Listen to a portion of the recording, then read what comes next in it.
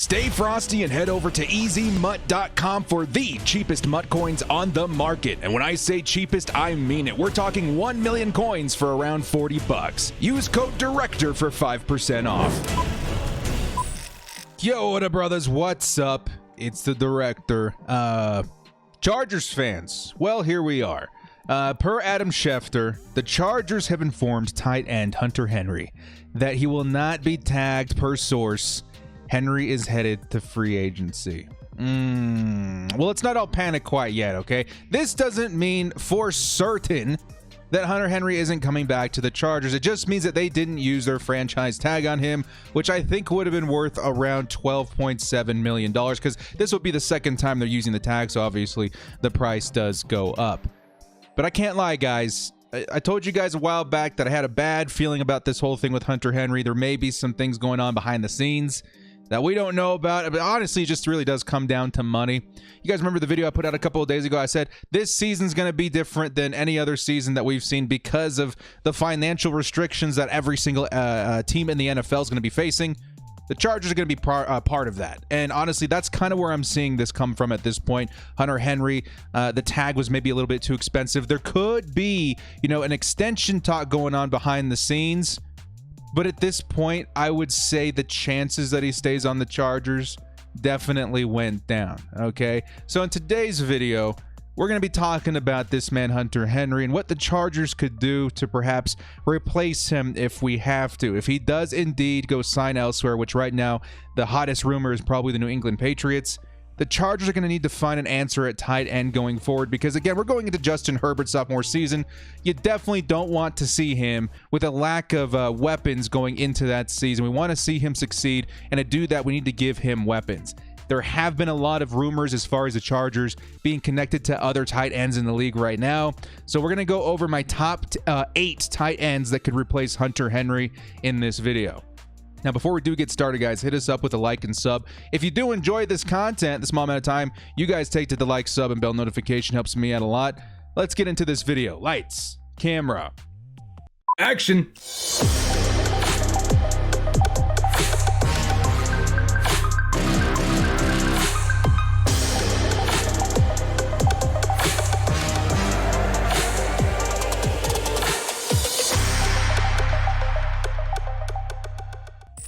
The top 8 tight ends that the Chargers could sign to replace Hunter Henry. Now, this is a pretty interesting list. I went through and looked at the circumstances revolving around a lot of teams. There's a lot of trade talks going on, some that honestly I had no idea about until looking up some research on this video. And there are some good options out there. Before we get into the list, I do need to say something, though. I think the move is to keep Hunter Henry even now. I honestly think that his contract is going to be somewhere between $11 and $12 million annually, and probably somewhere around 4 years. So we're talking about $44 million to like $48 million.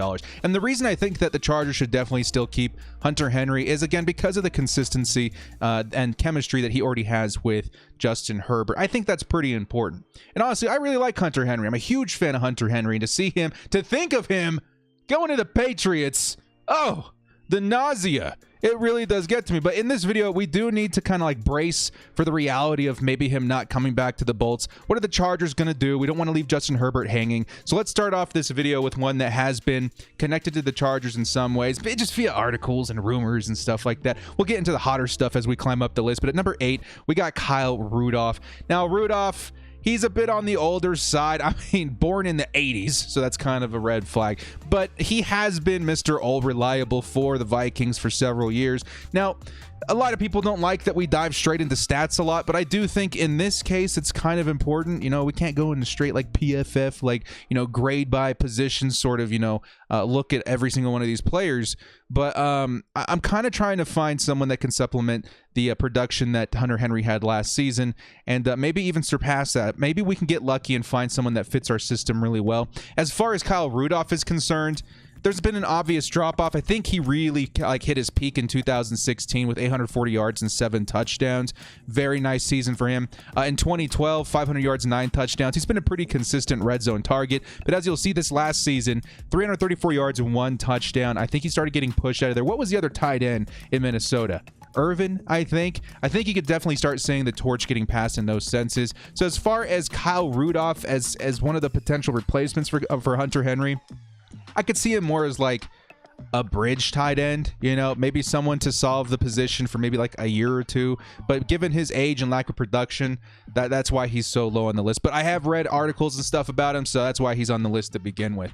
All right, guys, let's move on to number 7. This is actually a new rumor that kind of popped up, more via an article. I was watching the Guilty as Charged guys. They were doing a mock draft, and in one of them, they had the Giants trading Evan Engram to the Chargers for our 2nd round pick. And let me get on board by saying 2nd round is way too high in my opinion. If we're gonna trade for Evan Engram, what do I have written down here? I'd offer a low 3rd at the most, and that's our compensatory pick number 97. That's the only way I'm even entertaining this idea. Personally, me, I love Evan Engram. I've always thought that he has a lot of potential that he hasn't met, and it's due to a lack of catches. He's been dropping balls like crazy. He's been battling injury, but the fact of the matter is he's still young. Okay, he's got time to smooth that sort of things out. The one thing that he really does have on the league right now is his speed. His speed at the tight end position is pretty unmatched. I would say he's probably a top 3 tight end in the league as far as speed, and really that's a lot to work with. But can the Chargers, you know, do they want to gamble with the fact that he does drop the ball a lot, that he has been having injury concern? I don't know. Let's take a really quick look at his stats real quick here. Let's see. Receiving, 16 games last year, 63 receptions on 109 targets. Oof. It's a lot of drop passes, 654 yards and 1 touchdown. I really expected his touchdown production to go up, or at least, you know, maintain the 6 touchdowns in his rookie season. I don't know what they're doing out there in New York. Obviously, New York's been having a lot of problems. There is a chance, and this is going to be the case with a lot of tight ends on this list, that he's just in the wrong place. You know, Danny Dimes, I think, is a pretty good quarterback, but he's definitely no Justin Herbert. But again, the things out of our control, even with coaching, are his drops and injuries. So that's why he's number 7 on this list. Not my favorite, but there's been connections. Next up, probably the tight end that's been connected the most to the Chargers. You guys have seen a lot of rumors about this floating around. It's going to be Zach Ertz. Zach Ertz last season, hugely disappointing year, but I think a lot of that could come down to Wentz. Maybe he's more to blame. Wentz just really fell off a cliff. Hopefully he finds more success in Indianapolis, but really we all know Wentz. You know, he had that amazing year when they won the Super Bowl, 1,163 yards, 8 touchdowns. I mean, the guy's been a really consistent red zone target, you know, outside of this season. Let's see, 1, 2, 3, 4 years with really good numbers as far as touchdowns are concerned. Very consistent in his numbers as far as, you know, receiving yards. He's at number 6 here because I am very concerned about what happened last year. Is it him? Was it Dallas Goedert coming in and taking his spot? What happened to cause this drop off down to 335 yards and 1 touchdown? I don't know. And honestly, that's where the gamble exists with Zach Ertz. He is a little bit older as well. But I'm seeing a lot of rumors, man. A lot of rumors of the Chargers, you know, pushing hard for this trade to happen. In the comment section, let me know what you guys would offer for Zach Ertz. Again, given his age, his lack of production last season, I don't know if it's going to be a lot. Me personally, I feel good with a 5th round pick, maybe a 4th. But even that is pushing it. Don't get me wrong, guys. I think Zach Ertz is still a really good tight end. I think there is a huge possibility that what happened last season was maybe more out of his control than we think. And to have him on the Chargers, I would definitely be excited. But does he fit what the Chargers are trying to do? In a way, yes, but I also think there's more versatility that could be thrown into the fold for the Chargers to get maximum, like, you know, results out of Justin Herbert with that position. So just kind of mull that over. Next up at number 5, we're going to be looking at our guy in-house, Donald Parham. Now, Donald Parham, I know there's going to be Chargers fans that want to see him higher up on this list, and I totally get it. The potential of Donald Parham is ridiculous. The guy's super fast, especially for his size, standing at like 6'8", 6'9". Just watching him stand next to Justin Herbert, it's kind of jarring because how much taller he is than Herbert, and Herbert's already a giant. The problem I'm having with Donald Parham right now, though, is that his role with the team last season may be the role that we want to keep him in, and that's tight end 2. Okay, I see a lot of potential for him to still produce from that position. But you got to remember, last season, 10 receptions for 159 yards, 3 touchdowns. Average of 15 yards per reception is really good. but he did only catch 10 receptions last season. Only 10 catches last season. That's the reality of the situation. Still, 10 catches for this amount of yardage and 3 touchdowns is super impressive, and that's why he's this high up on the list. Does he have the potential to be a low tight end 1 in the league? Maybe, probably, but I do still see him as a great tight end 2 going forward. Maybe more of a developmental guy, because you got to remember, this was technically his first year. I think he was on the practice squad of the Redskins or something. I'm sorry, the Washington football team at some point in the past, and then went on to the XFL, and then his first season with the Chargers was last year, and that's where you're going to see these stats. So a lot of potential with Donald Parham.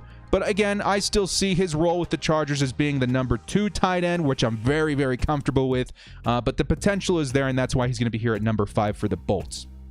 At number 4.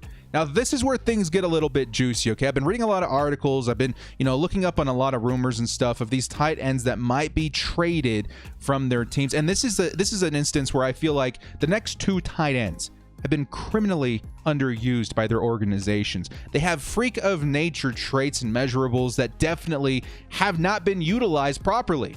And the first guy we're going to be looking at here is going to be O.J. Howard. O.J. Howard, to me, when he was coming out of the draft, honestly looked incredible. When he went to the Buccaneers at the time, I almost said Patriots. How deep dive is that into your brain right now? When he went to the Buccaneers, I felt like, okay, maybe he'll have some success there. Not the best place for him. And then Tom Brady showed up, and you're like, yo, hopefully that, really helps him out. And then Rob Gronkowski got signed, and I was like, oh, my God. Talk about too many chefs in the kitchen. The Buccaneers at this point have Cameron Brate, who they extended like a year or 2 ago, O.J. Howard, and Rob Gronkowski. And out of all 3 of those tight ends last season, I think it's pretty obvious that O.J. Howard was utilized the least. His game log last season, I think he did have an injury. Keep that in mind. So if we're going to trade for him, we can get, maybe a better value for him in those regards. Let's actually go to his stats right here, see what he's been doing the last few seasons.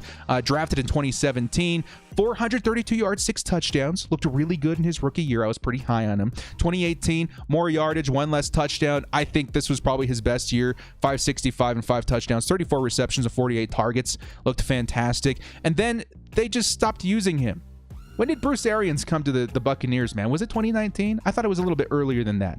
Bruce Arians is not the best coach when it comes to utilizing his tight ends. Okay, I think we saw that a lot in Arizona, and then again here with the Buccaneers. This is why I feel like we could see somewhat of a Tannehill story with O.J. Howard. You guys remember that in Miami, Tannehill was just not at the right place. And you'll see this a lot with people that are drafted, players that are drafted. Maybe they're really great players, but they just go to a team that they're destined to fail in. And it kind of felt that way with O.J. Howard.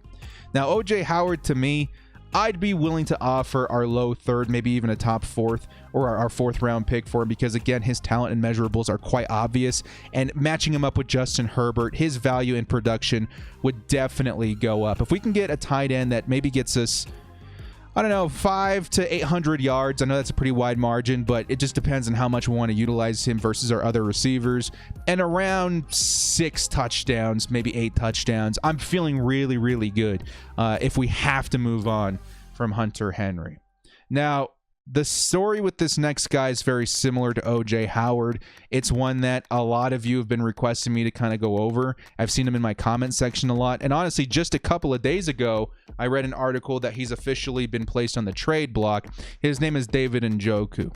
Now, when it comes to O.J. Howard versus David Njoku, I think I'm still higher on David Njoku. I'm actually a huge fan of David Njoku, and I've been really disappointed that he hasn't been utilized. And it's almost the exact same situation in 2020 as O.J. Howard. They bring in Austin Hooper, the hottest tight end in free agency that last season. They draft, what was his name? Harrison Bryant, I think, who definitely had a little bit of a breakout last season. And then David Njoku, a former first-round pick, is just kind of left in the back burner. David Njoku, let's take a look at some of his stats too. 2017, 386, 4 touchdowns. Rookie season for tight ends, not too great. The second season, though, 639 yards and 4 touchdowns. Seems pretty good to me. And then this is where I'm just kind of absolutely shocked. Definitely the injury concern, and maybe there's I think it was just an injury concern in 2019. Only 4 games played, 13 games played last season. But look, 19 receptions, 5 receptions. That's ridiculous. His average depth of target, 11.2 yards. He's a beast. I don't know. I'm a very, very big fan of David Njoku, who's on a team right now that's not using him. It's an embarrassment of riches there in Cleveland as far as tight end. Same thing with the Buccaneers. I want you guys to think for a second the kind of potential that David Njoku would have with the Chargers. Now, I think that his cap hit right now, I think he's on his option, so it's around $9 million. Still cheaper than what we would have to sign Hunter Henry to. And then there's an option to extend him further. So this is a great situation for Njoku. He's a very hard worker. I know that he's very disciplined. He wants to play. And I know he's frustrated that he's not getting a lot of reps. Coming to the Chargers, having a chance to prove himself as a tight end one, maybe earn a nice payday post the 2021 season when the cap starts to go back up. That's a really good situation for both the player and the Chargers, in my opinion. So he's going to be number 3 on this list. 2 more tight ends, man. I know you guys know what one of them is, but at number 2, can you guys guess? Number 2 is going to be this man, the hottest free agent at the tight end position in the 2021 offseason, Jonnu Smith. Now, Jonnu Smith, you watched some of his plays last season. Holy cow, did he look good, specifically in the red zone. And the red zone, scoring in the red zone has been one of the toughest things for the Chargers to do last season. Jonnu Smith would be a great addition to this team, especially in the absence of Hunter Henry. Now, last season, 448 yards, pretty good. Not great, but pretty good. 8 touchdowns, though. Yeah, I like that. Let's take a look at some of his stats here. 2017, I read so many articles last season about the potential breakout of Jonnu Smith. Everyone's like, oh, you know, if you're playing fantasy football, you're going to draft Jonnu Smith, you're going to feel really good. And honestly, if you drafted him, you're probably not feeling bad for where you got him. 8 touchdowns, almost, 450 yards. That's pretty great. Am I worried about his as far as his receptions and targets and all that kind of stuff, kind of capped around 400 or 500 yards? Maybe a little bit. But again, I don't know if he was being utilized properly. Again, we're talking about an offense that's purely run by Derrick Henry, right? That offense in Tennessee lives and breathes through Derrick Henry. How much, involvement did the tight end get? I would say a fair amount. 458 touchdowns. It's pretty great. You can afford to have more tight ends on the field. That allows them to run it a little bit more efficiently. But again, I love Jonnu Smith. Really, really fast, freakishly fast for his size. Again, kind of reminds me of Evan Engram in that way. Had a mini breakout last season. Would we be able to afford him? I would think so. Spot Rack has him right now at an annual salary of $8 million. Always take what Spot Rack says with a grain of salt. I think it's a little low. I would expect him to be closer to 10, honestly. But that's still a little bit cheaper than what we would sign Hunter Henry for. If Hunter Henry's already out the door and the Chargers, really want to be committed to the tight end position, they could spend up and get Jonnu Smith. As far as talent, there's nobody else better other than Hunter Henry in this free agency, and I think it would be okay to go after Jonnu. But again, I think Jonnu Smith would do a lot of damage with the Chargers next season. This man, dude, a lot of potential, freaking nature speed, great size, very efficient in the red zone. I'm a huge fan. Now, lastly, our number 1 tight end. I've rambled a lot in this video. I love talking about Chargers football with you guys, especially when I'm nervous, when we're about to lose a really good player potentially. The number 1 guy, though, the best case scenario for the Chargers, if we do have to move on from Hunter Henry, you guys know the name. I've been screaming it all off season long. It's going to be Kyle Pitts. Kyle! Get Kyle on this team, Kyle! Come on, man. Kyle Pitts! You guys know it. I've made a whole video on why I'm so high on him. I had the very hot take of the man looks a lot like Megatron. And honestly, if you watch his tape, he looks a ton like Megatron. But the reason that Kyle Pitts is number 1 on this list is just because of what he offers at the position that really, who else is going to be doing what Kyle Pitts is doing? 770 yards last season, 12 touchdowns. Keep in mind, the Gators only played, 7-8 games last season, right? I think it was 7 games. In 7 games, he was averaging, 110 yards a game? Like a pair of touchdowns almost, like 1.5 touchdowns? Something ridiculous. I've never really seen anybody like this guy. I talk too much about Kyle Pitts, so I'm not going to dive too deep. And if you guys want, a real deep dive on him, check out my other video where I'm, really singling him out. But this may be the best tight end prospect I've ever seen in my time of being an NFL fan. It very well may be Kyle Pitts. Maybe a bit of an average blocker, but holy cow, wind him up and watch him go. As far as his receiving traits, 6'6", the fastest tight. Honestly, a lot of people are saying, as far as pure receivers, talking tight end plus wide receiver, out of all the receivers in the draft, it still may be Kyle Pitts is the best receiver in this draft. Honestly, guys, if Kyle Pitts is there at 13, you take him. Now, this is in a scenario where the Chargers don't trade down, We don't trade for Orlando Brown more likely. We have the number 13 pick. What are the probability of him coming to the Chargers? I would give it like a 25% chance, and it's a good 25% chance. 1 in 4, because there's so many teams desperate for a quarterback this season that there's some people saying there could be 5 quarterbacks taken in the top 10. Outlandish? Maybe a little bit. But in a year where cap is like the most precious thing you can work with right now, in a year where there's so many great quarterbacks that you could take in the first round, it's possible. I would say if 4 quarterbacks are taken in the top 10, great chance that maybe the percentage goes up to like 40% that the Chargers could get Kyle Pitts. If there's 5 quarterbacks, maybe like a 50% chance. I don't see him not getting drafted in the top 10. I'm going to be quite honest. He's just so good. He's so unique. He's so different. But there is a chance that the Chargers land him. But that's kind of where these other guys come in. If we want a replacement, let's say an O.J. Howard and Njoku. If we want a replacement for Hunter Henry in the offseason before the draft, because, again, there's no guarantee we get Pitts, this is where these guys kind of fit in great. O.J. Howard, I think he's on a contract year. Obviously, Njoku's on his 5th-year option. If we get Pitts and we have one of these guys, there's potential to trade him. There's potential to extend him if they work really well with Kyle Pitts. It gives us options. And that's why I really wanted the Chargers to give Hunter Henry the franchise tag, because it gave us options. If Kyle Pitts was there at 13, awesome. That gives us, maybe if Hunter Henry wants to go somewhere else in 2022, we've got Kyle Pitts. But if Kyle Pitts gets taken in front of us, we still have Hunter Henry, who we can extend into the 2022 season and beyond. So that's kind of where we're at right now. Well, guys, I know a long one today. This is a big one, guys. This is Hunter Henry, man. This is our boy. We all love Hunter Henry. I get it. I rambled a little bit, but this one's going to hurt. It's going to be a huge blow to the Chargers if we lose Hunter Henry, and I want to make sure the Chargers are thinking ahead as far as how to make sure that position's taken care of going to Herbert's sophomore season. So in the comment section below, guys, let me know which one of these options you like the most. If there's an option that I did not, mention, maybe some guys are super high on Pat Freiermuth. I don't know.